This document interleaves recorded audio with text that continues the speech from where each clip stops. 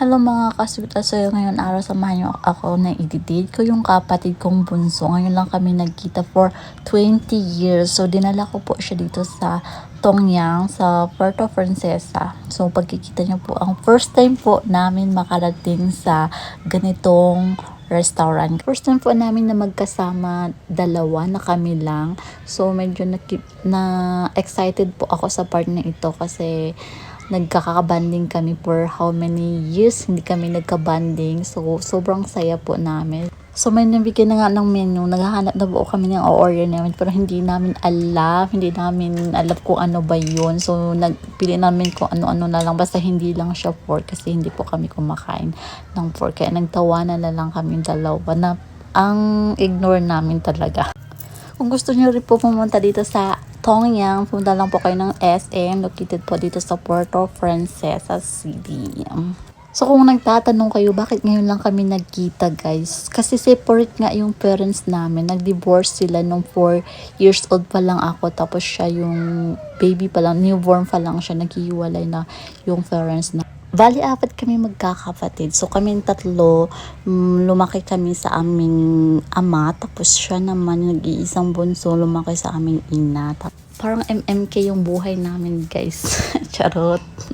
Natagalan pa pala kami dito nagpipili ng mga kung anong lulutuin namin kasi madami mga fork dito at saka bawal kami sa fork kaya naman masusi talaga kami sa pagpili. Yung kinuha lang namin yung beef tsaka chicken. Lahat po ng food nakikita nyo dito pwede nyong kukunin basta maubos nyo lang.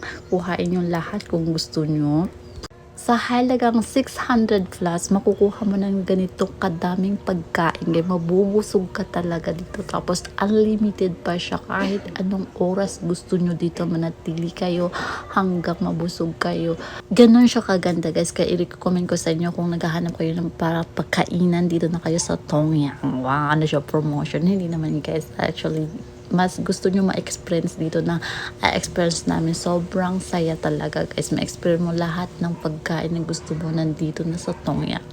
Hindi talaga kami close ng kapatid ko nung bata kami kasi naiilang kami kasi hindi kami sabay lumaki kasi lumaki siya dun sa mama ko tapos ako naman lumaki sa papa ko, parang naiilang kami sa isa't isa. Pero ngayon lumaki na kami, hindi na kami naiilang kasi alam na namin yung tama at mali, diba? Alam nyo guys, feel ko talaga yung saya namin dito guys. Kasi pangarap namin dati na kumakain sa mga Korean restaurant na ganyan. Kasi ngayon, ito na. Dreams come true. Nagkukunwari ako dito na marunong ako mag-chopstick. Ay, sana all. Napakahirap pala nito gawin no. Pag hindi tayo talaga sanay. Tignan mo yung kapatid ko, gusto rin niya ma-experience. Siyempre gusto namin pareho na experience. Parang si kuya na yata natatakot para sa kapatid ko.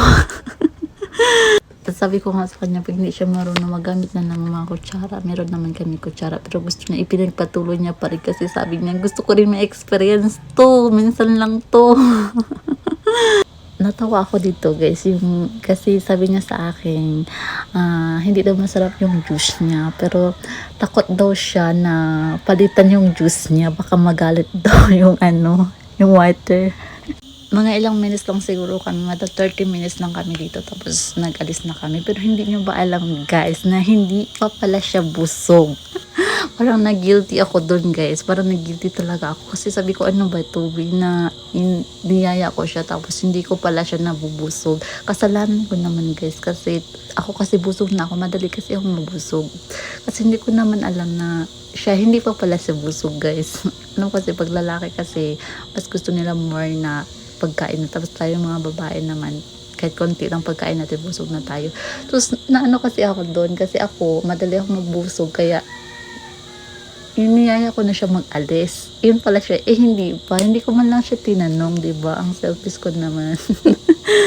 At siya naman, hindi niya naman ako sinabihan, diba? Tapos yan guys, niyaya naman niya ako, bumili na kami ng prutas. Siya na nililibre sa akin.